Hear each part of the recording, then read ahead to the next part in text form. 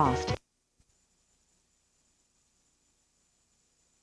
Record flooding, neighborhoods underwater, hundreds hoping for rescue. I was going to die. Residents facing the destruction of Floyd's blast up the coast. Stories you haven't heard, pictures you haven't seen. The water's got to be up to here outside. Of the storm's worst moments. Of some who wouldn't leave as Floyd swept in. So I'm talking about a real hurricane. And a town that's been smashed by hurricanes again and again. You want to get down on your hands and knees and hope it's the last one for the season. Dennis Murphy, after the deluge. And Bob McEwen with the final fury of nature's wrath. Teenagers in church, singing, praying, and then dying. I saw a lady on the couch and she had a bullet in her head and she had blood everywhere. Tonight, hear from the survivors of the Texas church shooting, including the brave young girl who took a bullet in the back to save her friend. And people have told me it's heroic, and I just call it an act of God, and that he made me an angel for a while. Mike Taibbi with the shooting in the sanctuary. They were headed for Russia with promises and hopes of finding a wife. By the time I leave, I'm going to have a ring on somebody's finger. Middle-aged men looking for young brides in a country loaded with desperation. I want to meet a businessman. We met them in the first blush of infatuation. 5 years later, Dennis Murphy asks, did anyone find true love? Tanya, Galina, Cardia, another Olga, Tatiana. They are the moments of our lives. Come on out here and give me a salute. Images that capture an incredible time. When I look at the photo now, I think I'm a small piece of history. Who are the people in those photos that touched us so deeply? I was very provocative. I'm sure I was telling them to also go to hell. Tonight, 2 extraordinary pictures and the moving stories behind them. Dawn Fratangelo with the Dateline Life magazine exclusive. Dateline, with Jane Pauley and Stone Phillips, plus Tom Brokaw, Katie Couric, and Maria Shriver. From Studio 3B in Rockefeller Center, here is Jane Pauley. Good evening. After a week-long build-up, Hurricane Floyd left in a hurry last night and early this morning, but in its wake is a phrase you can take almost literally. As dramatic as these pictures are, it wasn't the hurricane wind and battering waves that caused most problems. It was the rainfall, a downpour of up to 15 inches in some places. Both New Jersey and North Carolina suffered the worst flooding on record. And it's not over. Dennis Murphy has all the latest.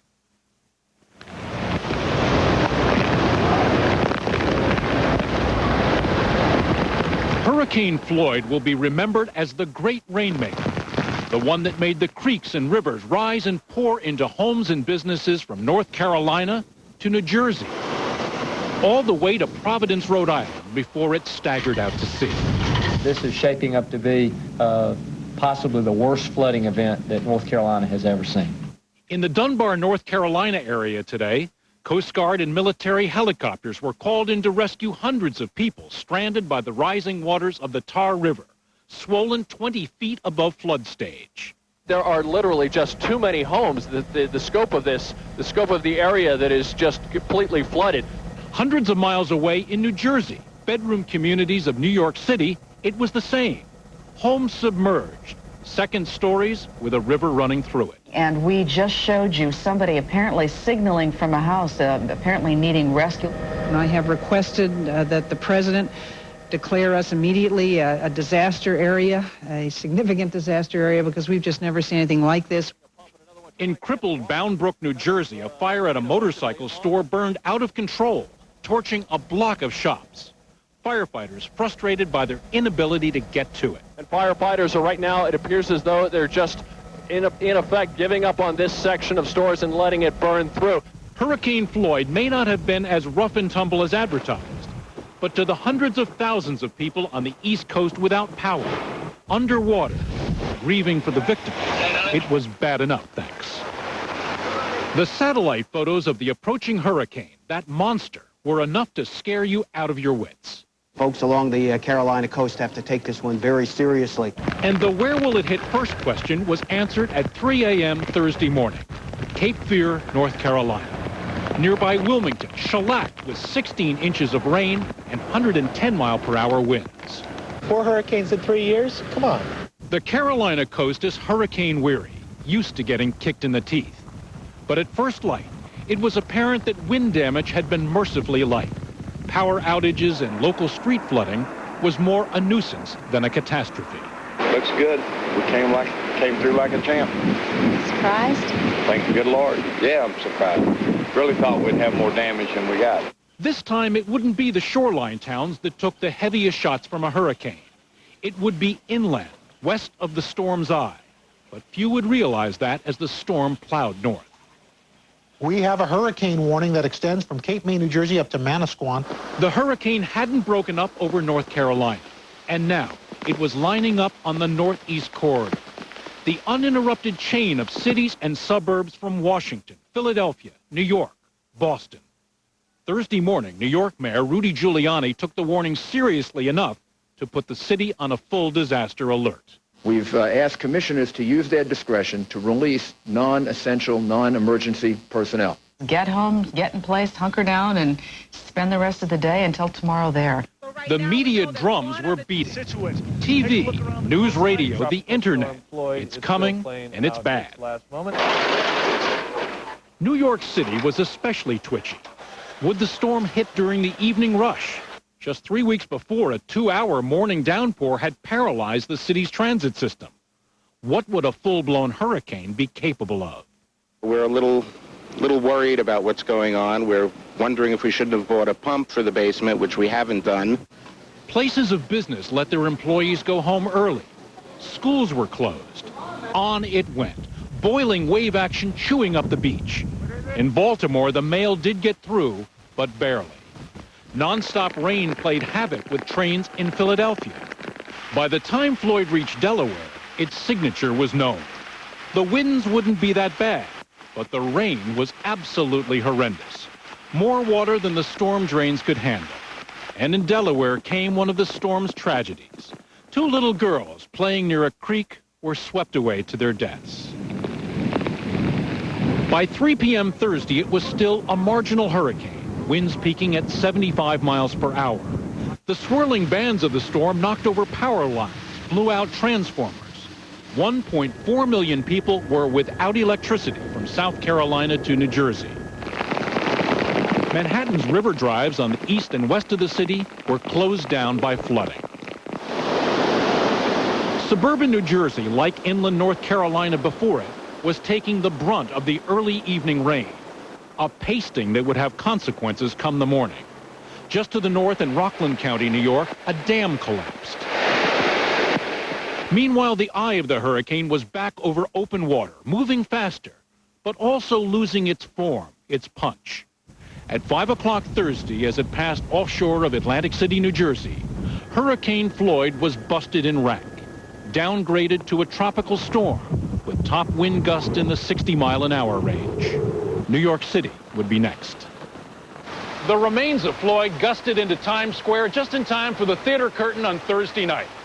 It served up some torrential rain and heavy winds, but most New Yorkers shrugged it off as just an overrated out-of-towner.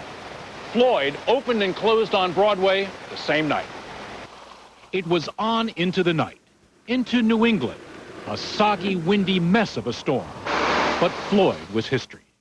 And in North Carolina today, it's going down in the books as one to remember.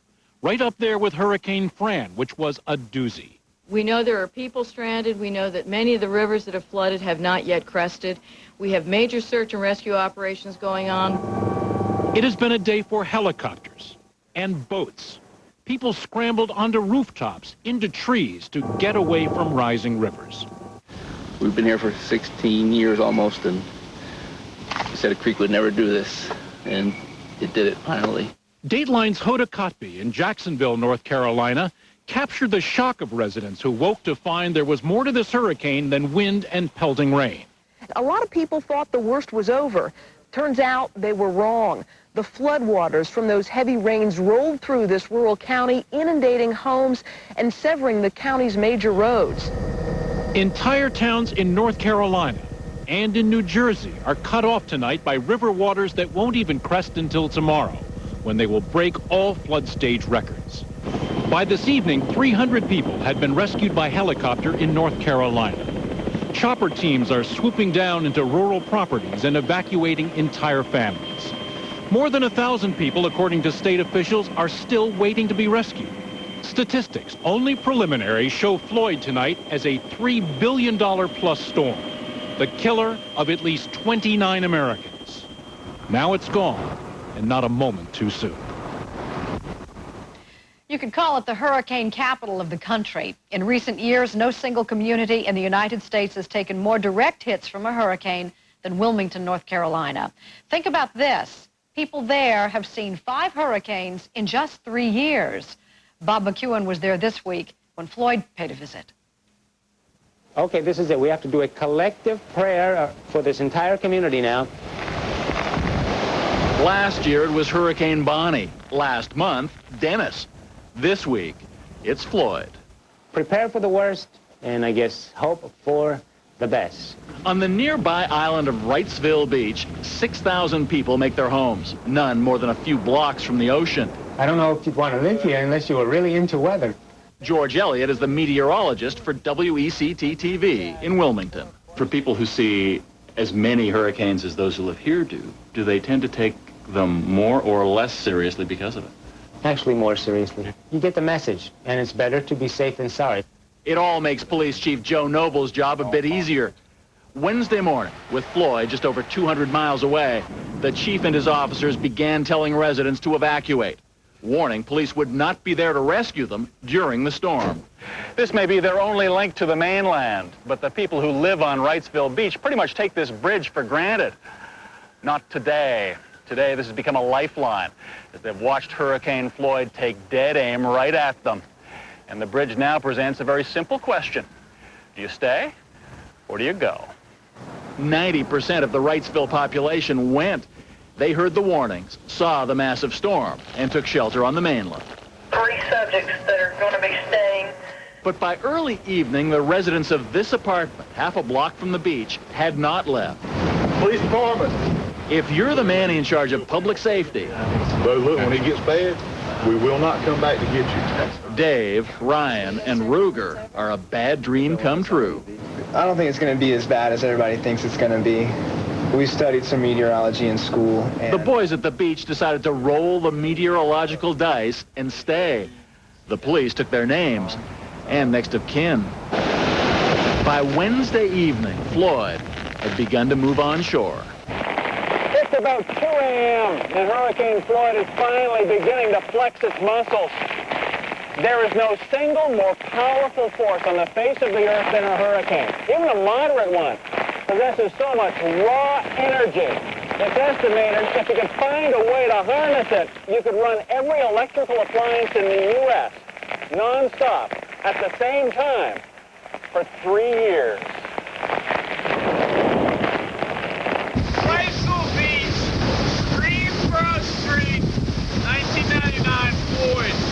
Meanwhile, the boys at the beach discovered that the hurricane's flood surge had already inundated their street. We should get in. The winds are really picking up. With wind speeds measuring up to 138 miles an hour, Hurricane Floyd did what so many others have done before.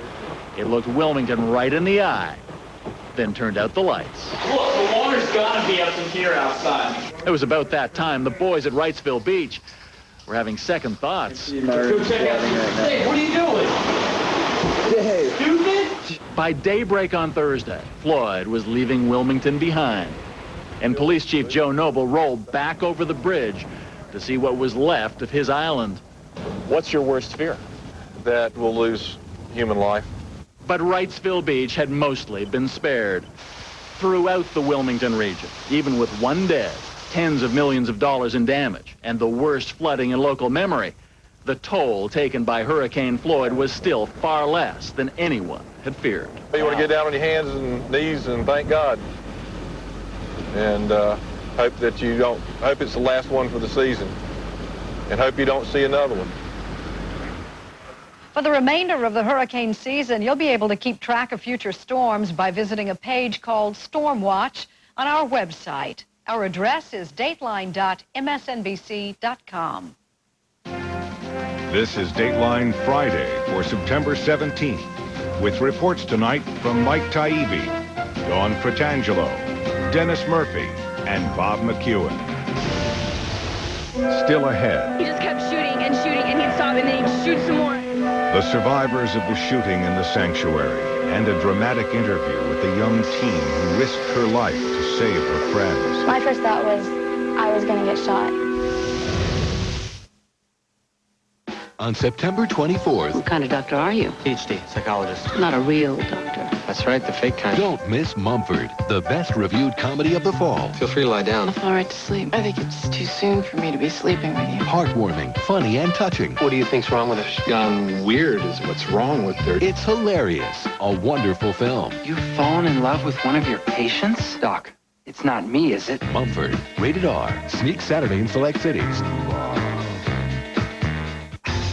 Très joli. Très gentil. French Sailor Tea, $12. La chemise de Fébelle. French Sailor, not included. Crossroads, at Sears. The good life at a great price, guaranteed. There's something wonderful about home cooking, and it's even more wonderful when all the prep work is done for you. Stouffer's Skillet Sensations. Complete meals, including meat, with all the seasoning, the chopping, even the sauce already done. Skillet Sensations from Stouffer's.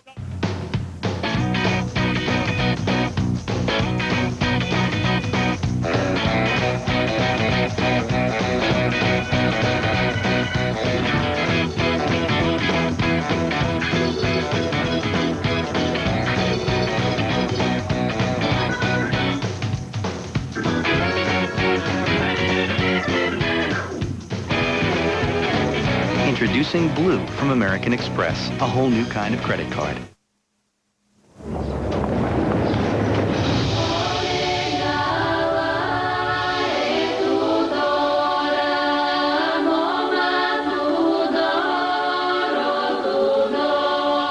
Zero to your heart in 1 second flat. The Audi A6.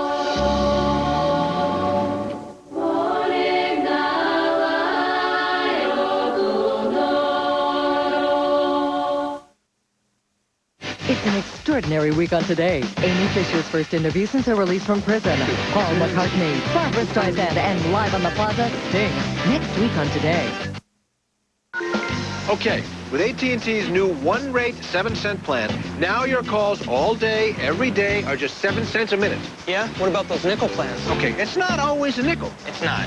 During the day, that nickel can cost you a quarter. Making it no longer a nickel. I didn't know that. Oh, yeah, but with AT&T, it's simple. It's always 7 cents a minute. 24 hours a day? Yes. Every day? Yes. 7 days, 7 cents? Yes. Do you want to explain it to him again? I don't. All day, every day. Call 1-800-41-RATE to enroll. If heaven were a beach, you'd have the bluest skies, the warmest waves, and Red Lobster's ultimate feast. Lobster tail, snow crab legs, shrimp scampi, and golden fried butterfly shrimp. Escape to Red Lobster. My furniture needs can be summed up in one word: storage. It's color and texture that create an overall design theme. I've always been drawn to the simplicity of sacred design. Introducing EA Kids by Ethan Allen. I've always believed that form should follow function. Everyone's at home with Ethan Allen, even kids. It's the comforter really that ties the whole room together. There's a sale on now. Critics are giving For Love of the Game a standing ovation. Exhilarating. The most inspiring film of the year. Not to be missed. Kevin Costner, For Love of the Game. Rated PG-13. Now played. That meeting is going to start whether I get rid of this headache or not. So I took something stronger, something faster. I took Advil liquid gels. They're stronger and faster on tough pain than extra strength Tylenol. It makes sense that they are. Liquid gels are the only pain reliever with liquid inside. Nobody else has that. Nobody. So when you want something that's faster on tough headaches than Tylenol, take Advil liquid gels. pain relief that's stronger and faster. On the season premiere of Dateline Monday, imagine giving birth with absolutely no pain and moments later getting off the table and walking away. It was awesome. Could a new technique actually make childbirth relaxing? Plus, a look at never-before-seen pictures of John F. Kennedy Jr., the season premiere of Dateline Monday, 10, 9 Central. Who are today's richest Americans? Where are fortunes being made? Find out when we reveal this year's Forbes 400, all next week on CNBC's Business Center. From our studios in New York, here is Stone Phillips. First the schools, now a church. It seems not even teenagers at prayer are safe from the demons that drive a madman with a gun.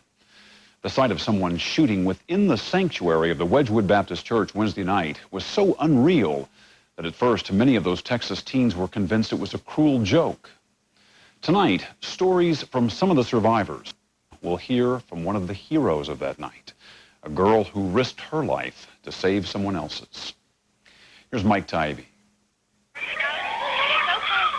they said that there's a man in there with a gun. Has somebody been shot? There's a lady bleeding. Has someone... Another series of frantic calls to the police. The guy pointed a gun at me and shot at me. All I saw was the flash of the muzzle and... Another group of survivors trying to make sense of the senseless. As soon as I heard the pops, I thought of Columbine, and I'm like, no, this cannot be happening. This is church. We're praising God. This isn't right. This time it wasn't a school, wasn't Columbine, but a church. These teenagers were there in the sanctuary of the Wedgwood Baptist Church for an evening of Bible study and Christian rock, kind of a pep rally to close out an annual day of prayer. Part of this year's theme, to pray for schools and teachers and each other in the wake of the massacre at Colorado's Columbine High School last spring. What was your mood like yesterday as you headed out for the church? Very happy. Very happy. We sang and we praised the Lord and we had our hands up in the air and we were having fun. But shortly before 7 p.m., the celebration ended. 14-year-old Kyle Gleason and 17-year-old Glenn Busey were among the first to notice something was wrong. All of a sudden, I heard these pops in the hall. Looked back at the main sanctuary doors behind me, and there was a man in the window. He was looking in. We made eye contact just for a second. He pulled out a gun and just started shooting just straight through the glass, just right at us. And I mean, it scared me. I didn't know if it was real or fake or what, but I know I was getting hit by glass. I saw the window break, and I saw this. I could just smell the gunpowder from the gun. The shooter was a jobless 47-year-old loner named Larry Gene Ashbrook, who lived alone in a modest house on the edge of Fort Worth. One neighbor said Ashbrook had gone mental in recent years. Others said his behavior became even more disturbing when his church-loving father died 2 months ago. They say he would rant about conspiracies against him, shout obscenities at random, and occasionally destroy property in fits of rage. But his rage had never turned deadly until he brought 2 handguns and 10 clips of ammunition into a packed church Wednesday night. The first thing I thought of was, I'm never going to see my mom again, and I'm never going to see my little sisters or my brother or my dad or anybody. Kyle Gleason believed the shooting was the real thing right from the start, but many in the church believed it might have been a performance, part of a skit about violence. And some people started kind of laughing and kind of clapping. I think that kind of ticked the guy off. And he started yelling, you know, this is for real, this is for real, this is for real, really loud. And just started shooting into the crowd that, you know, was making all the noise and stuff. 4, 5, 6 minutes went by as Ashbrook fired and reloaded time and again. He was walking around, and he'd just start shooting at the people that were crying, you know, on the ground. They were drawing attention to themselves. Amid the carnage, there was heroism. As the gunman approached, 17-year-old Mary Beth Talley threw her body on top of an 18-year-old friend named Heather, who has Down syndrome. Heather was still sitting on the pew, but I was basically trying to calm her down because she didn't know what was happening. She didn't understand it. I mean, she kept trying to get up. My big thing was just keeping Heather down and keeping her safe. So you're trying to hold her down with you to keep her out of the line of fire? Yeah, with one arm, yeah. Did you think that you were putting yourself at some risk? I just had this strange feeling that I was going to get shot because he was there. He had my body in full view. And indeed, Mary Beth did take a bullet for her friend. It entered her shoulder and remains lodged in her back. Do you think it's heroic? I don't find it heroic. I just call it an act of God. He made me an angel for a while. There were other acts of courage as members of the group confronted the gunman and tried to talk him out of continuing his rampage. One of the youth group leaders started talking to the guy, tried to draw his attention, tell him God loves him, and you can stop this now. Then the guy got really angry, and he goes, this religion's a bunch of BS, and he said it like a bunch of times. Then he started shooting at him. Then Ashbrook pulled something else from one of his pockets. And he threw a pipe bomb, and it blew up. I mean, the whole building shook. It's just, something like you see in a movie. Boom! Ashbrook walked to the back of the sanctuary and took a seat. Perhaps 10 minutes had gone by since the assault began. And he shot himself in the head in the back pew. They started running out of the church, some running right out of their shoes. Disbelief dissolved quickly into raw and sudden grieving. When I ran out there, there's just this cry. There's just the worst kind of sound imaginable. It's like you're not even crying, you're just like making this noise. When it was all over, Glenn Busey himself spent long minutes helping one victim. 7 other victims are dead. And all of it, another explosion of impossible mayhem made real, emblazoned in the memories of the survivors. When I'm just kind of like sitting with my eyes shut, I just keep seeing that over and over as I'm running out of the building. Coming up, they wanted Russian wives. They wanted out of Russia. Is this the way to true romance? I found the girl that I know that I want to spend the rest of my life with. 5 years later, we'll tell you how it all turned out.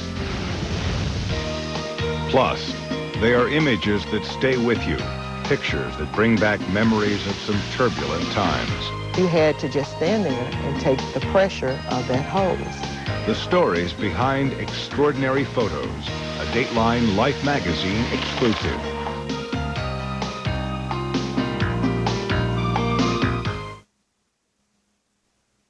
Your attention, please. 10 seconds. 9, 8, 7, 6, 5, 4, 3, 2, 1.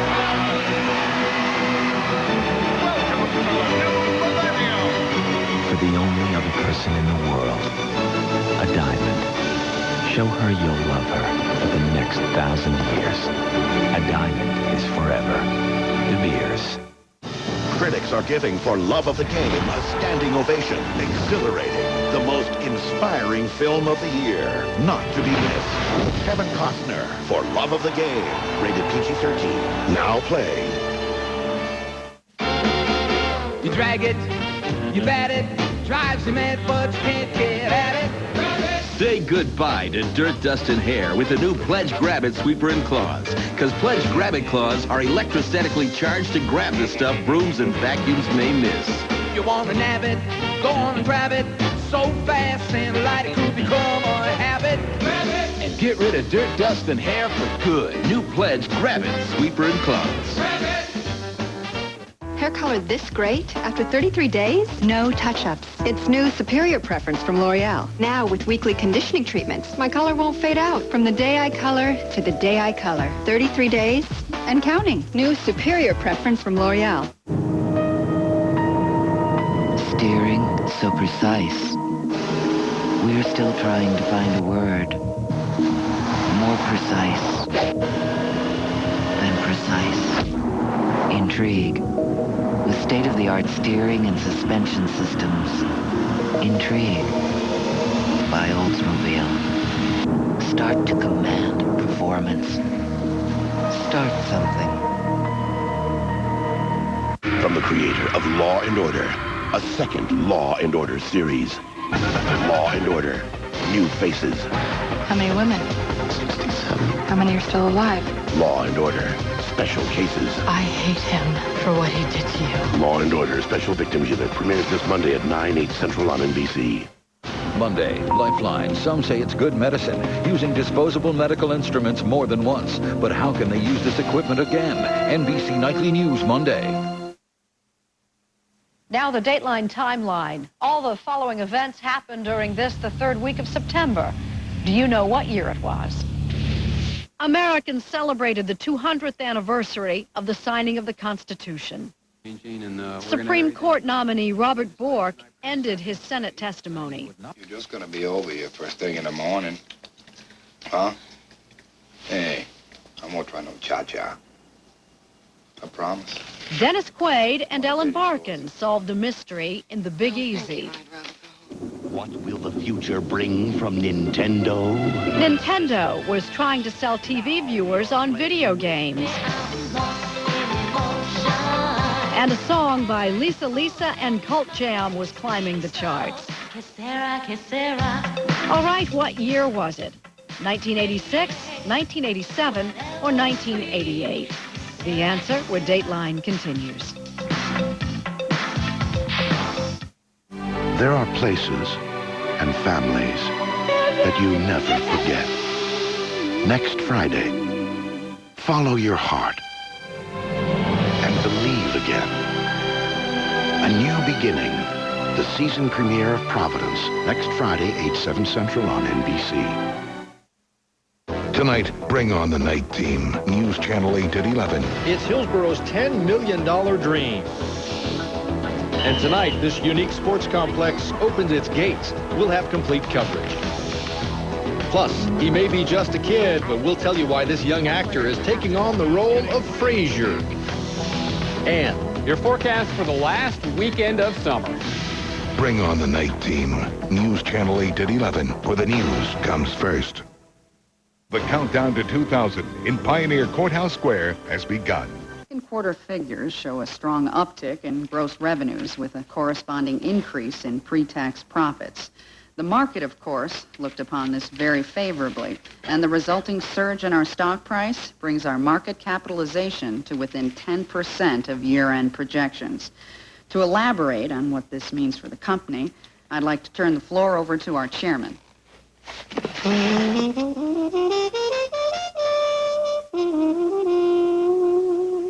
Dear Albertsons, what's all the excitement about in your stores these days? Right now, during our buy one, get one free sale, when you buy any of the great items on sale at our great everyday low price, you'll get another one absolutely free. So hurry in and join the excitement during our incredible buy one, get one free sale. Free, as in no charge, zip, zilch, nada, zero. In other words, free. Albertsons, whew, it's your store.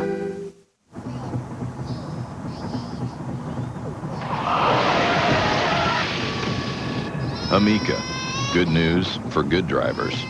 Meet me where the summer's just around the bend. Meet me at the Dairy Queen, where the feeling never ends. Meet me at DQ. Decisions. Do I get that combo of pecans, hot fudge, and caramel in the pecan mudslide treat? Or the layers of hot fudge, toasted almonds, and chocolate shell in the chocolate rock treat? They're both made with that famous DQ soft serve, and they're both just $1.99. Maybe I'll get both. Come on to that feeling and meet me at DQ. Right now, your Lincoln Mercury dealer has more than enough to appeal to your sense of adventure. It's closeout time at the Adventure Center. We're closing out the 99s with 0.9% APR limited term financing that can save you up to $2,500 on Villager, the 5-door minivan that drives like a car. But we're closing out all the 99s, which means big savings on practically everything in stock. Hurry in now for a great limited time model year closeout deal in the Adventure Center. At your Lincoln Mercury dealer, a cut above. So what year was it? The Constitution hit 200. The Big Easy hit it big. And Lost in Emotion hit a high note. It all happened the third week of September, 1987. You're watching Dateline, voted best news program by the readers of TV Guide. From Studio 3B, here is Stone Phillips. Our next story is about love, loneliness, and some would say desperation. It began with 3 men on a road trip to romance. They were looking for wives, and the place they went was Russia, a country in chaos where some women find their only hope is a ticket to somewhere else. And sometimes that ticket arrives with a middle-aged man and a marriage proposal. We first told you the story 5 years ago, and we got to wondering, how did all that matchmaking turn out? Did anyone find true love? Here's Dennis Murphy. Lenin started the revolution, right? Started Communist Party. Yes. This is the story about 3 Americans and their excellent adventure in Moscow. You had Khrushchev. Children of the Cold War, who went looking for brides and hot romance in the shadow of the Kremlin. In the megawatts of a Russian disco. There was Walt, a postal worker from Elmira, New York. There's happiness and unhappiness all over the world, no matter where you go, and everybody looks for a little piece of happiness. Tony, a VCR repairman from Wrightsville Beach, North Carolina. Kid in a candy shop here, it's you gotta keep focused. And Tony's buddy from the beach, Ron. Now this guy was motivated. I'm here for 10 days. By the time I leave, I'm gonna have a ring on somebody's finger. See my camera there? Okay, turn. And this man would make sure that Tony, Ron, and Walt will have plenty of Olgas, Svetlanas, and Natashas to choose from. The gentlemen that come over here are obviously looking for something that they can't find back home. Okay, Zarina. Steve Young is an American living in Moscow. 5 years ago, he was making it his business to pair up American men with Russian women. Young was videotaping hopeful Russians. I want to meet young, beautiful gentlemen. And sending the tapes and photos off to the States. They're advertised in many, many different publications in the United States. And then one day in the mail you get a tape and you pop it in the machine and there they are. Here's Natalie, huh? Mm-hmm. And then your next step after that is to, if you really like Natalie, request her address so that you can write to her and start contacting her. So Tony, Ron, and Walt, and 20 other American men flew to Moscow in pursuit of their video fantasies. On Sunday, there will be 50 ladies from the city of Ekaterinburg, and they're coming on an overnight train, 24 hours, to see you guys. They'd paid $2,500 each for a 10-day package to Moscow. Hotel, meals, and if it worked out, companionship. Dave, Leona, Dave, come on. I'm very shy. I'm going to introduce you. Okay. Come on, Inga. Come on. Olga. Natalia, sorry. The Russian women found out about the matchmaking service in handbills passed out on the streets of a city in the Ural Mountains, 1,000 miles from Moscow. Some paid this Russian marriage broker a month's wages to get on the trip. For many of our girls, marrying an American is a dream. I feel for them and hope they are successful. What we have here is a poignant little lesson in post-Cold War economics, a kind of supply and demand cattle call. The women can offer up their youth and beauty, the middle-aged men can give them a visa and a ticket out of a truly chaotic society. You can call it From Russia with Love, or you can call it From Russia with Love with an Arrangement. How many of them, Steve, just want to have the visa to get out of this crazy country? There are a few, and what that percentage is, I couldn't tell you.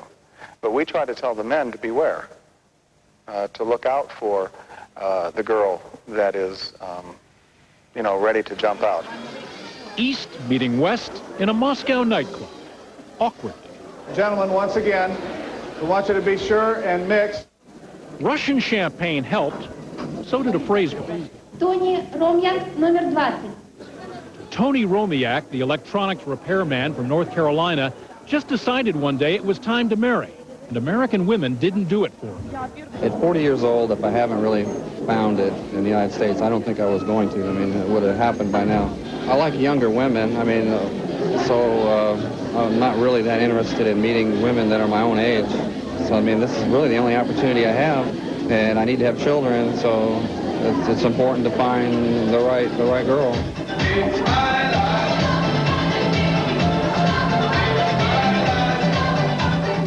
There were easily 5 women to every man. A lot of them divorced with children. Their kids played by the bar stools, oblivious to the mating game underway. Older women sat in clusters, ignored. Here is Elmira. They have churches, many churches, but nice mountains and hills, many cars. Walt Colley, the mailman from Elmira, had taken a fancy to 23-year-old Veronica from Ekaterinburg. She was 30 years younger than he. Her English was just okay. And so I showed her different cartoons. I said, did she want to be domineering? Or did she want to worship her man? We think it's going to be equal. We want equality of sexes. It doesn't have to be one or the other. Tony, meanwhile, had met Olga, who's also from Ekaterinburg. Olga's a furniture designer. She had a 3-year-old daughter. In no time at all, Olga and Tony were dancing fast. Slow.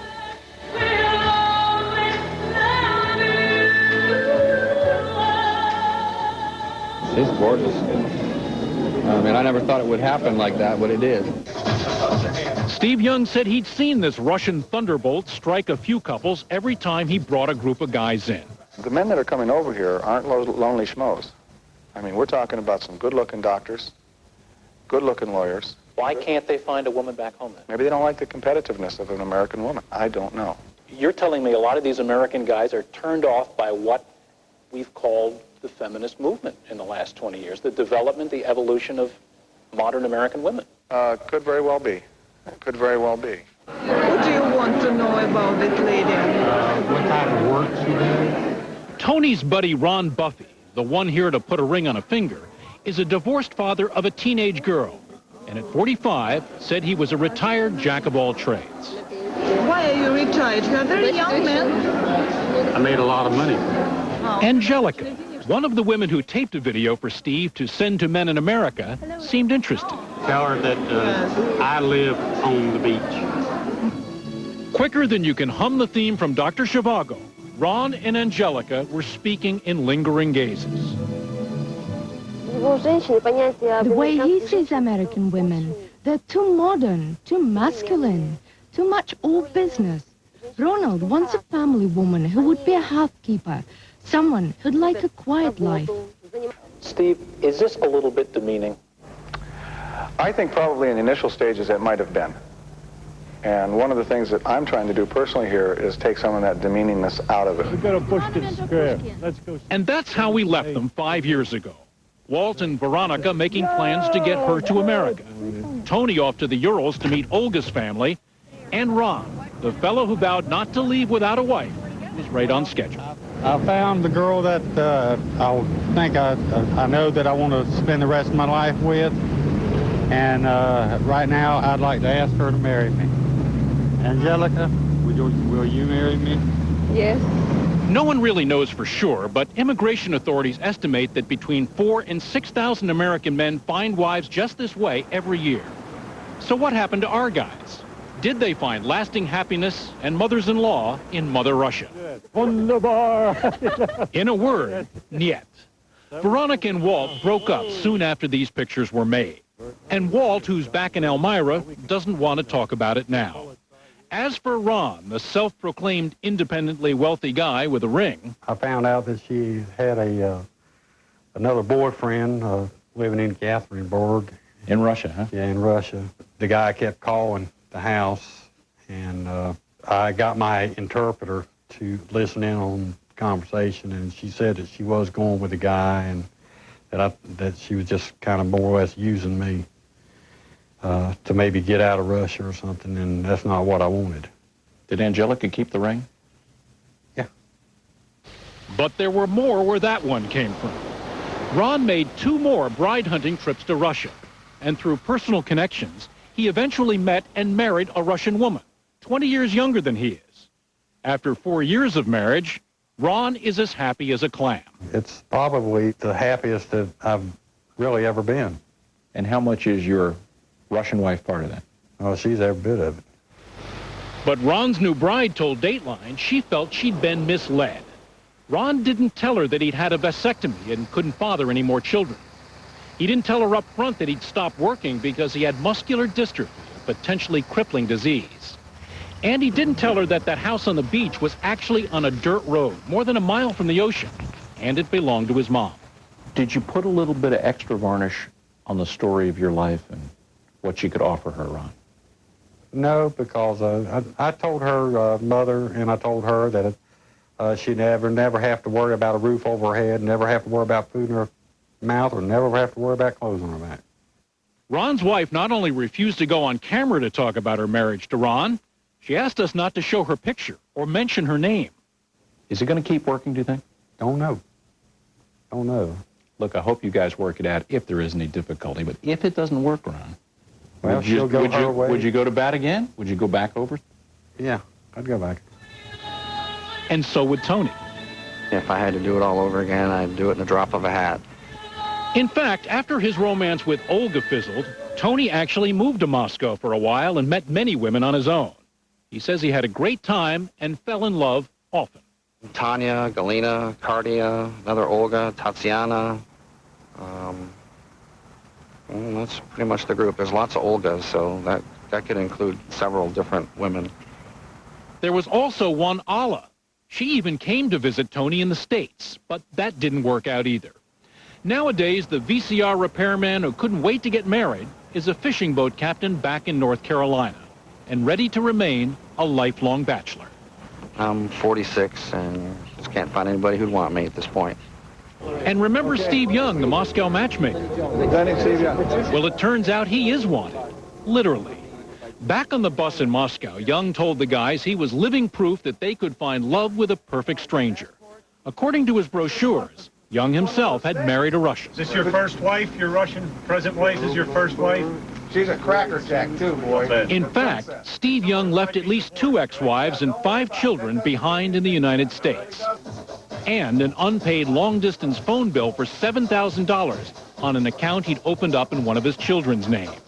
There is a warrant for his arrest in Pennsylvania on fraud charges, and he is officially considered a fugitive. So where is he now?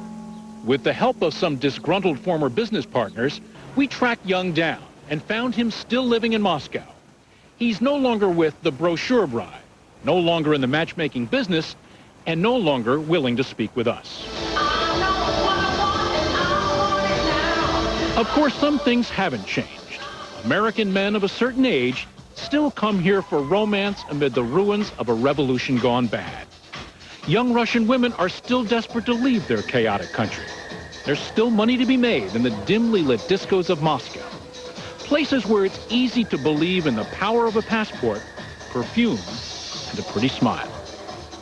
A man is a man and a woman is a woman, and we were created with certain values and certain desires, and I don't think those ever change. When we first reported the story, there were only about a dozen companies involved in introducing American men to foreign women. Today, immigration authorities estimate there are more than 200 such companies operating in the U.S. Coming up next, it was an incredible moment captured on film, and her torment was captured with it. I remember just feeling this tremendous stinging and burning on my arm. One woman's story of an extraordinary era and an unforgettable photo. A Dateline Life magazine exclusive. Coming up on Dateline Sunday, a young girl desperately sick. She just lay in bed and didn't walk. What are her doctors doing, packing her in ice? I didn't really know whether to be horrified or impressed. Where doctors have few high-tech tools, a strange and primitive kind of heart surgery. Is it a medical miracle? A Dateline Discovery Channel exclusive. Also on Dateline Sunday, how fresh are the eggs you're buying? I wouldn't want to be the consumer buying those eggs. Last year, we took our Dateline hidden cameras into one of the nation's biggest packing plants and saw old eggs getting a new life. So these eggs already have an expiration date? Yes. And they're getting a new one? Yes. There was quick action after that Dateline investigation. It really opened everyone's eyes. But is the government doing enough to protect you? Why do people love squirrels but hate rats? They're both rodents, and yet the squirrel is tolerated, downright beloved. Why? Does that cute fuzzy tail make that much of a difference? Absolutely. Introducing the all-new 2000 Mitsubishi Eclipse. Nicely equipped at 17.7. Further proof that looks do matter. ダメだ。このバルブは高すぎるんだ。サプライヤーはそこしかないですから。美智子はいかがですか。美智子？今オンラインで提示額が出ました。半額です。どこの会社だ？テキサスです。Domo arigato.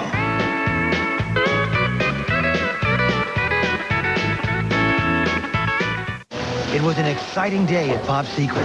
We had an idea for something big. Home-style microwave popcorn. Look, that's the house. Now, to recreate that old-fashioned stovetop popcorn taste, we need the same real butter, that light sprinkling of table salt, just the way it used to be. It's better than.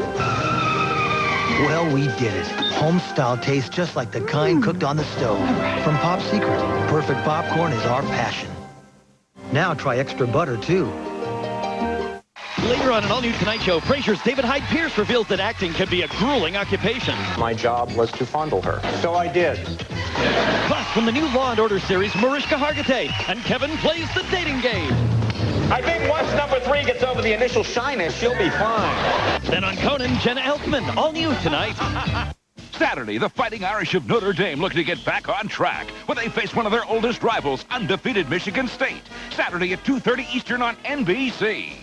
Sometimes we try so hard to be our kids' pals, we forget they need us to be their parents. So set limits. In the end, they'll love you for it. Dateline NBC. As the drama unfolds on TV, you can log on to msnbc.com and become part of Dateline. Let your voice be heard. Dateline NBC Interactive. Tonight at 11 on Northwest News Channel 8. The price tag is $10 million. Hillsborough Sports Complex finally opens its gates and will have complete coverage. Tonight at 11 on Northwest News Channel 8, where the news comes first.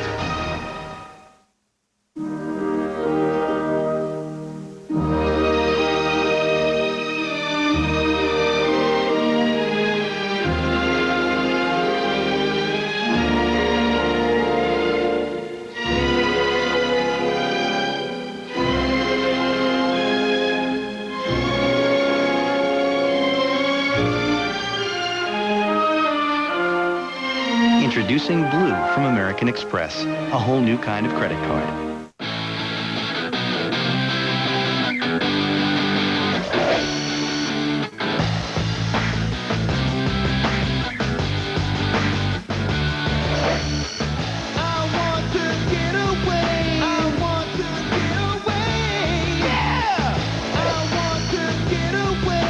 Introducing a radically new SUV, the new Nissan Xterra. Everything you need, nothing you don't.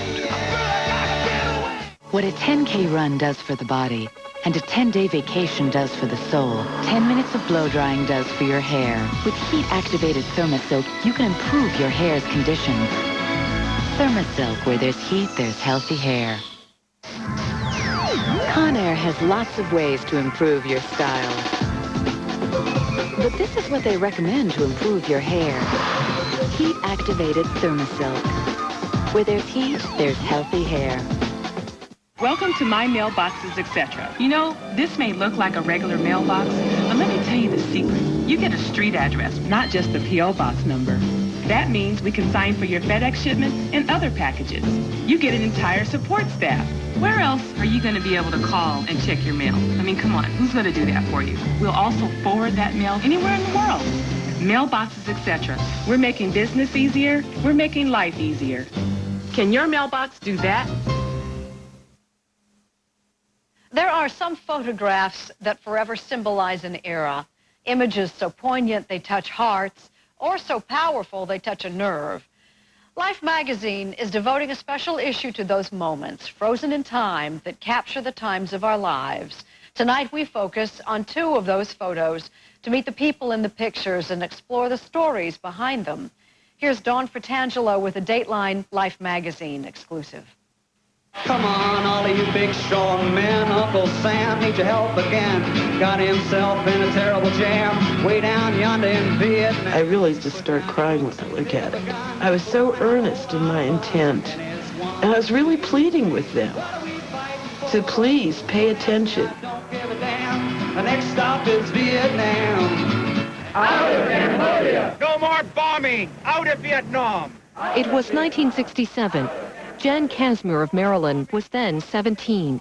A former Girl Scout, she says she'd been placed in a psychiatric facility as punishment for selling an ounce of marijuana to a friend. But she was released just in time for a march on Washington to protest the war in Vietnam. I didn't say anything about where I was going. Snuck out and went down to join the revolution. As she and the other demonstrators headed toward the Pentagon, someone handed Jan a flower. I considered myself a flower child and had peace, love, and flowers, and it felt important that I was holding on to the flower.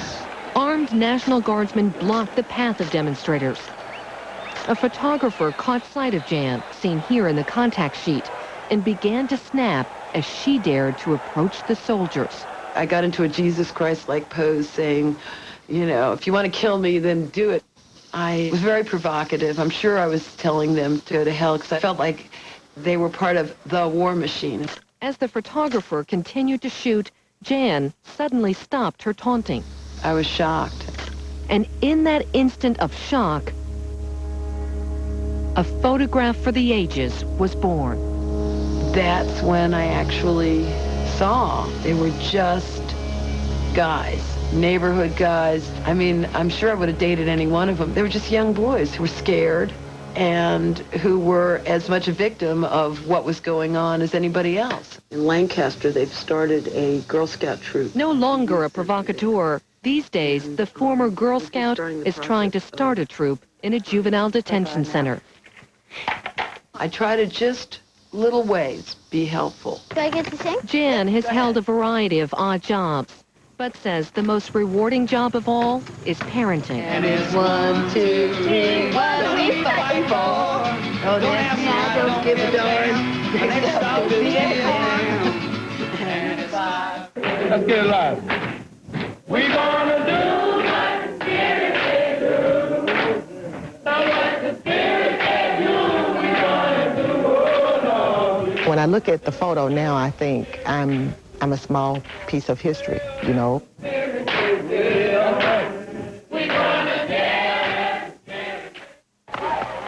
In the spring of 1963, demonstrations against segregation climaxed in Birmingham, Alabama. One of the demonstrators was 14-year-old Carolyn McKinstry, who 2 years earlier had won a segregated statewide spelling bee. Even so, she says she was unable to compete in the nationals. Because blacks were not allowed to. Tensions in Birmingham reached fever pitch when police set dogs on the peaceful marchers. We had been taught in the meetings at the church not to retaliate in any form or fashion, not even verbally. On May the 3rd, the marchers moved toward City Hall. In an attempt to rebuff them, the police ordered fire hoses turned on at pressures that tore the bark off some neighborhood trees. It was frightening because it was not something that I was prepared for. It was in the course of the police-sanctioned hosing that this remarkable photograph was snapped. A picture of Carolyn and other students cornered. I remember just feeling this tremendous stinging and burning on my arm, and there was no place to hide. So you had to just stand there and take the pressure of that hose. It wasn't until I got home that I realized that my hair had been taken out on this side. I was still convinced that the marching was the right thing to do, but for the moment it made me a coward. Even if you live in fear, you still have to do what's right. Carolyn would later gather the courage to stand up for what she believes and return to activism. I said to them, now on the board of the Birmingham Civil Rights Institute, she's often asked to speak with groups of students. A lot of terrible things happen when good people say nothing. When I see that photo now, I feel that I have something to live up to. I have more lessons to teach. That's all for this edition of Dateline Friday. We'll see you again for Dateline Sunday at 7, 6 Central. Now stay tuned for your local news. I'm Jane Pauley. For all of us at NBC News, good night.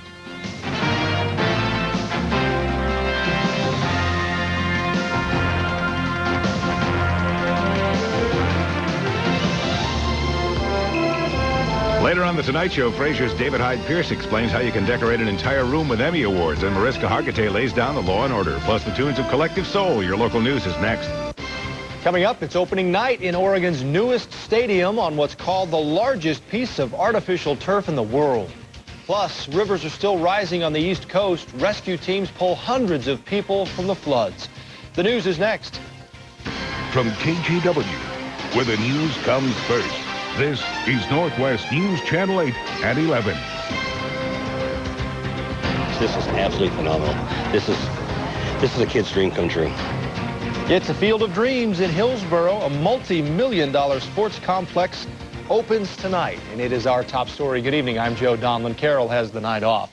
One of the stadium's unique features is a playing surface the size of 4 football fields. News Channel 8's Krista Vasquez joins us now with a tour of the inside of the stadium. Looks great. It really is. It's quite a building, quite a complex. This multi-million-dollar sports complex is part of the city's urban renewal plan. Construction on the empty field along Highway 26 started in February. There's still more work to do, but so far, everyone's impressed.